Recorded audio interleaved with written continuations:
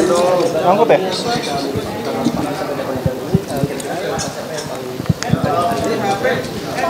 Pertama, saya bersyukur hari ini mendapatkan sebuah amanah dan kemuliaan yang luar biasa dari Presiden Joko Widodo, dari pemerintah dan negara untuk bisa menjalankan tugas sebagai Menteri ATR sekaligus Kepala BPN.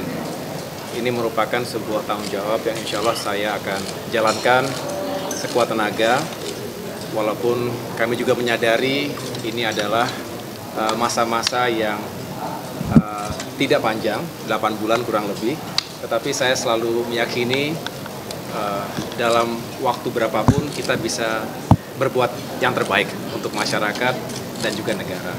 Saya mengucapkan selamat tentunya kepada Bapak Hadi Cahyanto sebagai Menko Polhukam yang baru, sekaligus saya mengucapkan banyak terima kasih karena tadi malam, walaupun ini serba mendadak, kalau boleh sedikit saya cerita, jadi Senin malam itu saya baru mendapatkan telepon dari Mensesnek Pak Pratik, hanya bertanya apakah ada di Jakarta, dan beliau kemudian menyampaikan saya diterima oleh Pak Presiden Jokowi di Istana Merdeka kemarin Selasa jam 8. Saya tidak tahu agendanya apa ketika itu, tapi saya datang tentunya, dan disitulah beliau meminta saya untuk bergabung di kabinet.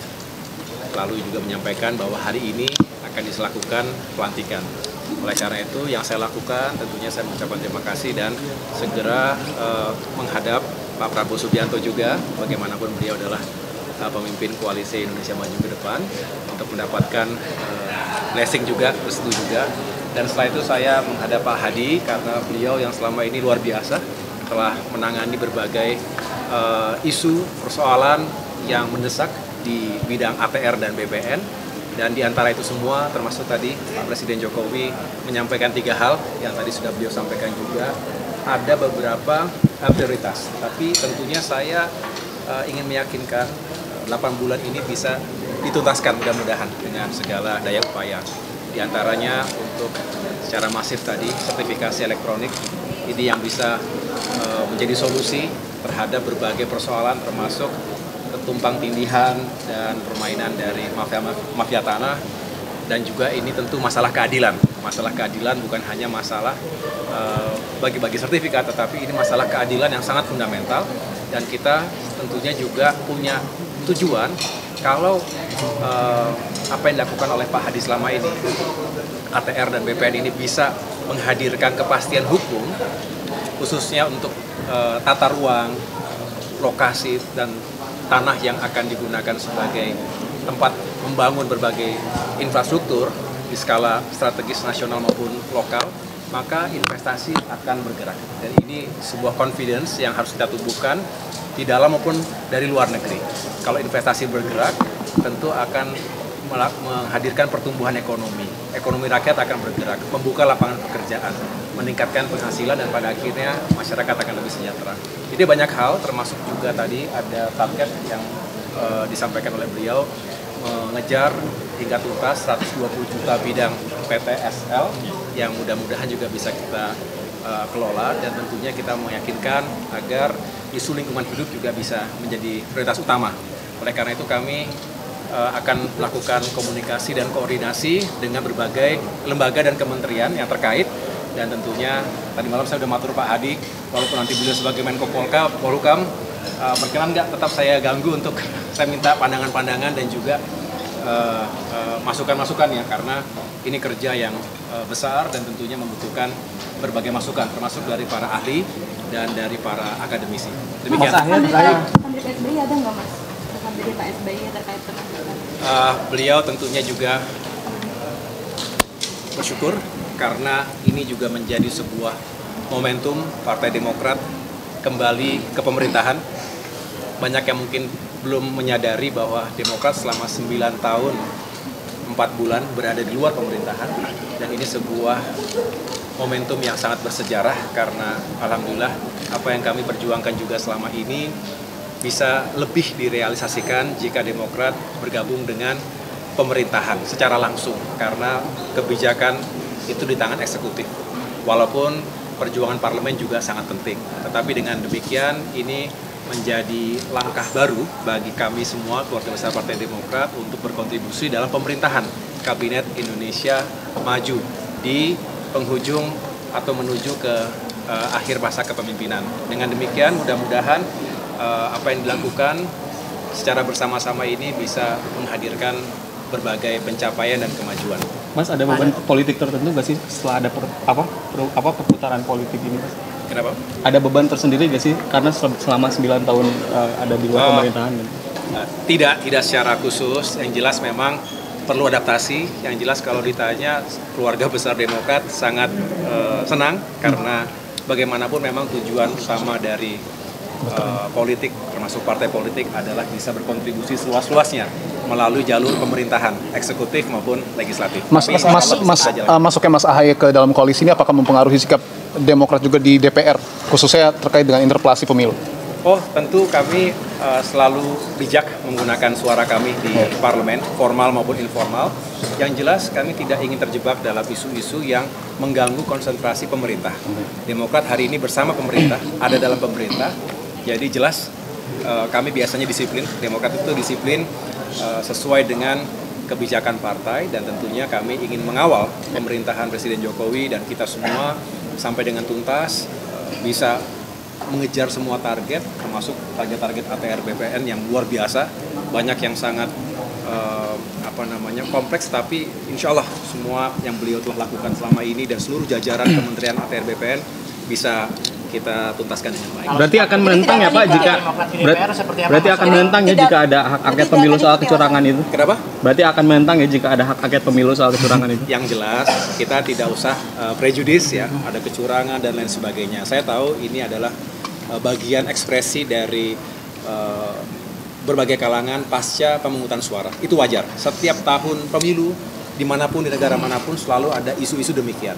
Tetapi saya punya keyakinan, walaupun sekarang masih penghitungan sementara, tetapi yang jelas sudah bisa terbaca siapa yang menjadi pemenang pemilu.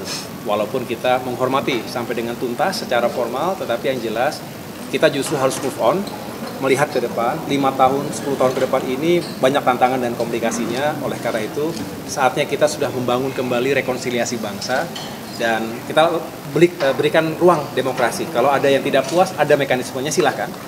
Itu hak warga negara, hak partai politik, tapi juga saya tidak ingin terjebak kita terlalu carut-marut dalam isu-isu semacam itu, karena masih banyak pekerjaan rumah yang harus kita selesaikan. Mas, soal PDIP menolak hasil Sirekap ke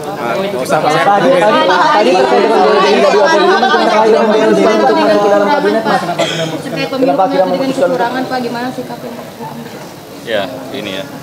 Saya pertama ingin mengucapkan banyak terima kasih atas amanah yang diberikan kepada saya, kepada Bapak Presiden, dan kita ketahui bersama bahwa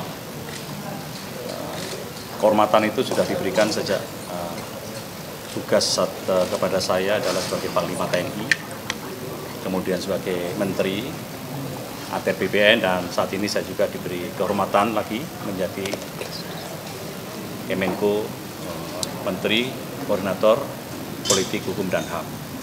Ya, tentunya adalah satu kehormatan yang harus saya jaga dan saya laksanakan dengan baik. Tadi saya sempat berbicara dengan Pak Kapolri dan Pak Panglima TNI terkait situasi politik dan keamanan semuanya kondusif, dan hal ini benar-benar harus kita jaga pasca Pesta Demokrasi tanggal 14 Februari tahun 2024. Kita memang boleh beda pilihan, namun persatuan dan kesatuan adalah yang utama harus kita jaga. Dan menjaga persatuan dan kesatuan itu adalah tugas seluruh komponen yang satu sama lain harus saling mendukung. Kemudian saya segera melaksanakan konsolidasi dengan lembaga kementerian terkait untuk tetap menjaga kondisi yang saat ini sangat baik, sangat kondusif ini akan terus dipertahankan. Karena ini adalah bagian dari tugas seluruh komponen. TNI dan Polri menjadi garda terdepan dalam menjaga keutuhan NKRI, dan ini tentunya terus akan saya jaga bersama-sama, koordinasi bersama-sama dengan Panglima TNI maupun Kapolri.